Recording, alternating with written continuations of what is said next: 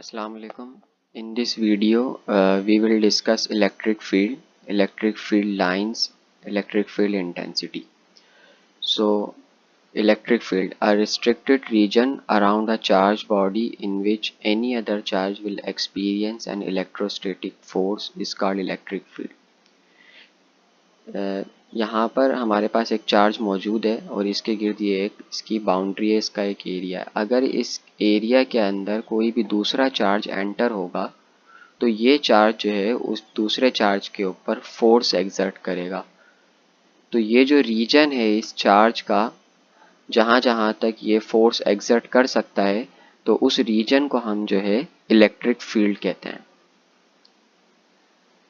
इसके बाद हमारे पास इलेक्ट्रिक फील्ड लाइंस आ जाती हैं। तो इलेक्ट्रिक फील्ड लाइंस जो है इमेजिनरी लाइंस होती हैं, ये जो किसी भी चार्ज बॉडी के अंदर से निकल रही होती हैं और ये इलेक्ट्रिक फील्ड की डायरेक्शन को इंडिकेट कर रही होती हैं। इनका जो बेसिक पर्पस होता है वो यही होता है कि ये इलेक्ट्रिक फील्ड की जो डायरेक्शन है उसे इंडिकेट करती हैं।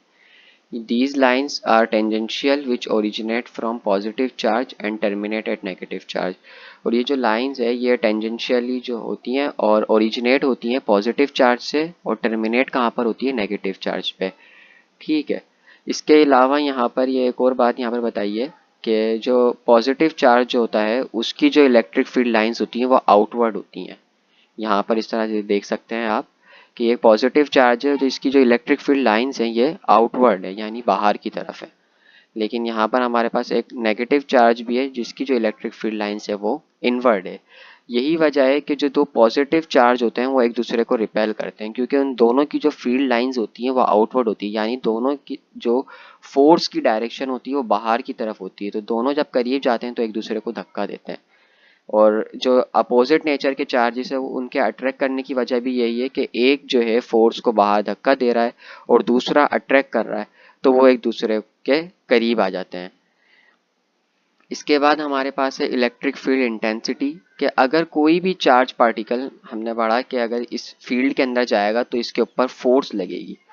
तो किसी भी चार्ज पार्टिकल के ऊपर जो फोर्स लगती है उस फोर्स को हम कहते हैं इलेक्ट्रिक फील्ड इंटेंसिटी। कि force experience by test charge at a point per unit charge इसका इलेक्ट्रिक फील्ड इंटेंसिटी, यानी फोर्स पर यूनिट चार्ज है, किसी भी चार्ज पार्टिकल के ऊपर कितनी फोर्स लग रही है वो हमारे पास क्या कहलाएगा, इलेक्ट्रिक फील्ड इंटेंसिटी। और इसका एसआई यूनिट भी हमारे पास मौजूद है, न्यूटन पर कूलम। इसके बाद हमारे पास एक और टॉपिक है, ये है the electric field due to charge particle, यानी कि अगर कोई चार्ज पार्टिकल है उसकी फील्ड में कोई दूसरा पार्टिकल आ जाता है तो वो उसके ऊपर कितनी फील्ड लगाएगा, उसके पास कितनी फील्ड होगी। तो इसके देख लेते हैं हम। To find the electric field due to charge particle also called point charge, उसको हम पॉइंट चार्ज भी कहते हैं। The positive test charge is placed near a point charge at a distance R, यानी एक पॉजिटिव टेस्ट चार्ज है हमारे पास, उसे हमने एक पॉइंट चार्ज के करीब रख दिया है और उसका जो दोनों के दरमियान में डिस्टेंस है वो आर है। जो पहला वाला चार्ज है वो दूसरे चार्ज पे जो फोर्स लगाएगा वो होगी, ये हम लास्ट में पढ़ के आए हैं, एफ अपॉन क्यू। और हमें मालूम है ये कौन सी फोर्स है, इलेक्ट्रोस्टैटिक फोर्स है। तो कूलम्स लॉ के थ्रू इलेक्ट्रोस्टैटिक फोर्स का फॉर्मूला हमें मालूम है, सिंपल यहाँ पर हमें इलेक्ट्रोस्टैटिक फोर्स पुट करनी है। ठीक है। तो यहाँ पर हमारे पास अपॉन में Q है, Q से Q कैंसिल हो जाएगा और हमारे पास जो इलेक्ट्रिक फील्ड हमारे पास आएगी वो आएगी 1/4π0Q/r²। तो ये हमारे पास जो इलेक्ट्रिक फील्ड होगी वो उस चार्ज पार्टिकल की होगी जिसकी फील्ड में कोई दूसरा टेस्ट चार्ज जाएगा।